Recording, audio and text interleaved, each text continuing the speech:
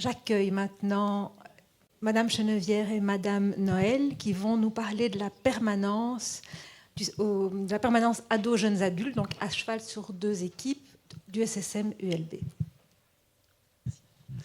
Donc effectivement, nous, on va vous parler du dispositif de permanence qu'on a mis en place au service de santé mentale de l'ULB sur le site de La Plaine et qui a quand même pour spécificité déjà de partir de notre clinique de l'ambulatoire, mais aussi d'être coporté par des psychothérapeutes qui sont à la fois de l'équipe enfance-adolescence et en même temps de l'équipe adulte.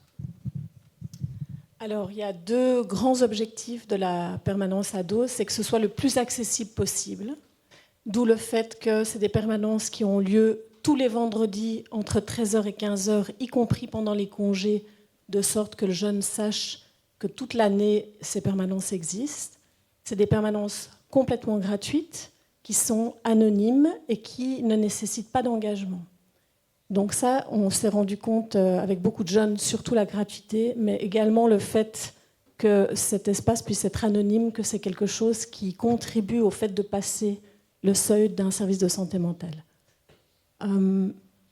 Donc, on l'a dit, voilà, c'est un dispositif qui, à la fois, est préventif. Donc, c'est l'idée de permettre à un maximum de jeunes de franchir le seuil d'un service de santé mentale, mais également de démystifier un peu le monde du psy, puisqu'il y a quand même beaucoup de croyances négatives autour de voir un psy. Les psys, c'est pour les fous. Les psys, ça va, on est parti pour des années.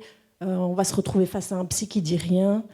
Et donc, tout le challenge, j'ai envie de dire, de nos réunions, donc, puisque ce projet, ce dispositif est à cheval sur 2 équipes, c'est un peu tout l'objet de la transition, c'est de réfléchir à comment rendre cet espace, j'ai envie de dire, le plus sexy possible, pour que le jeune se rende compte que quand on va voir un psy, c'est pas seulement du blabla, mais ça peut être quelque chose de l'ordre d'une expérience où quelque chose se passe au niveau de l'intégration ou au niveau de l'expérience tout court, de pouvoir libérer une émotion ou comprendre quelque chose. Donc c'est un dispositif qui nous met beaucoup au travail dans notre posture de thérapeute, puisque parfois ces jeunes ne viennent qu'une seule fois.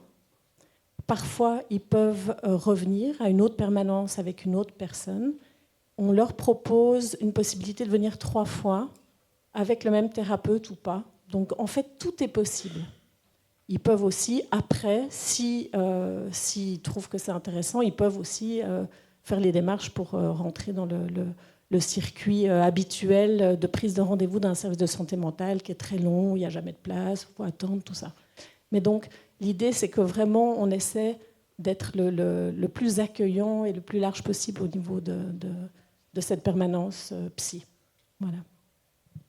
Et peut-être compléter justement le fait que baisser ce seuil d'accès au minimum, ça permet aussi de rencontrer la demande la plus fragile et celle que le jeune pense lui-même minime.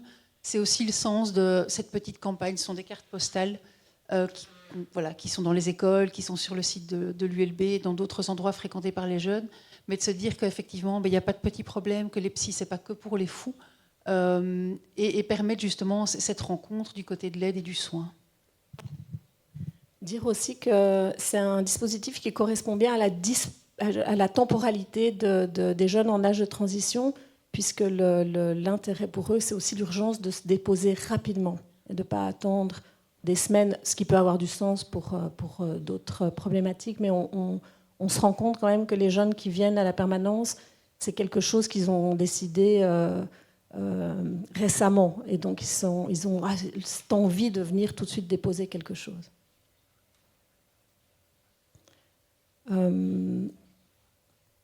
Oui, mais ça j'ai déjà dit, l'expérience, le côté... évidemment, on va alors ça j'ai déjà entendu dans d'autres projets, c'est certain que si un jeune est à la rue ou qu'il n'a pas de logement, qu'il est seul, on a quand même beaucoup de jeunes qui viennent à cette permanence qui sont seuls, en particulier pendant la période du Covid, on ne va pas ouvrir, on va veiller à ne pas ouvrir des choses qui seraient trop compliquées pour lui, donc ça c'est toutes des réflexions qu'on a en équipe, puisqu'on a un processus de réflexion autour de cette permanence et qu'on priorise aussi avec lui ses besoins, l'aider à sortir et de voir au fond, étape par étape, concrètement, qu'est-ce qui est le plus utile pour lui. D'où le fait aussi qu'on a on connaît bien le réseau bruxellois, que ce soit en termes de logement, de santé mentale, d'hospitalisation. Ce n'est pas du tout un tremplin vers une hospitalisation, mais il se pourrait aussi que ce soit une demande portée par un jeune, enfin c'est déjà arrivé. Voilà.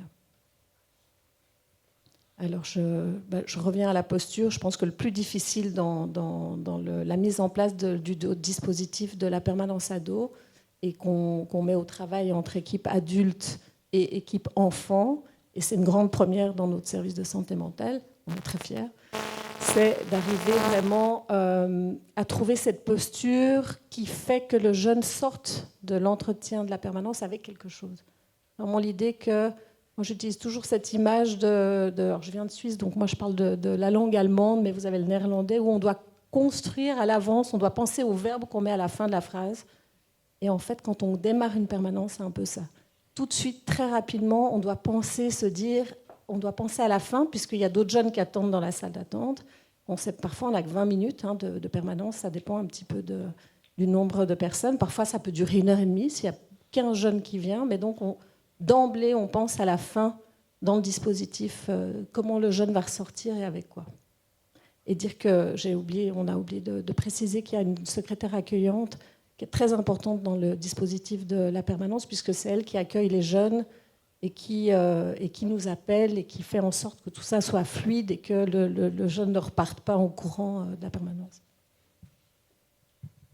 Je faisais un lien avec ce que vous disiez, le projet CAP du CEMO, vous parliez d'opportunités d'expérimentation et d'insécurité d'un cadre trop rapide. Je me dis, voilà, au niveau de l'ambulatoire, dans ces rencontres-là, on travaille la même chose, l'opportunité, l'expérimentation, la rencontre avec un début de travail psychique, mais aussi éviter l'insécurité et l'enfermement d'un engagement dans un travail thérapeutique pour lequel le jeune n'est pas demandeur ou pas encore prêt. Donc voilà, donc ce projet, on l'a dit, il est porté par 2 équipes. Il est aussi porté par le secrétariat. On trouve ça très important de sentir et de pouvoir accueillir la fragilité dès qu'elle se présente aux portes du SSM. Cette équipe de permanence, elle est pluridisciplinaire, donc elle est composée de travailleurs sociaux et de psychologues qui sont psychothérapeutes tous. On travaille aussi sur la complémentarité de nos cliniques, donc il y a le côté enfants, ados et adultes, mais aussi les formations des différents thérapeutes du côté analytique et du côté systémique. On a un staff, alors toutes les 6 semaines, mais on a un staff dans lequel on travaille nos situations cliniques. Et puis, comme la plupart d'entre vous, c'est un travail qui nécessite effectivement une bonne connaissance des réseaux de santé mentale, de santé et de réseau social pour pouvoir effectivement réorienter les jeunes quand c'est nécessaire. Merci.